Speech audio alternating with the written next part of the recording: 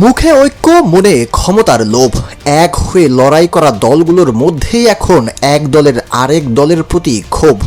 সরকার পতনের পর অভ্যুত্থানের সঙ্গীরা জাতীয় ঐক্যের প্রতিশ্রুতি দিলেও আদৌ কি আছে ঐক্য, নাকি এখন পরস্পরের বিপক্ষে অবস্থান নিচ্ছে নিয়মিতই? এক দল চায় দ্রুত নির্বাচন, আরেক দল চায় সংস্কার, আরেক দলের অবস্থান নিয়ে উঠেছে প্রশ্ন, এক এক সময় এক এক বাণী।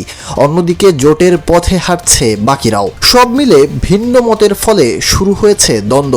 ছাত্র নেতৃত্ব মনে করে বিএনপি ক্ষমতায় গেলে হবে না সংস্কার, বিপরীতে বিএনপি মনে করে অন্তর্বর্তীকালীন সরকারের বড় কোনো কার্যক্রম পরিচালনা করা উচিত হবে না। তাছাড়া জামাতের সঙ্গে মুক্তিযুদ্ধ ইস্যুতে পুরনো দ্বন্দ্ব, আর ছাত্র সংগঠনের সঙ্গে নেতৃত্ব ও কৃতিত্ব নিয়ে বিরোধ সামনে এসেছে বারবার।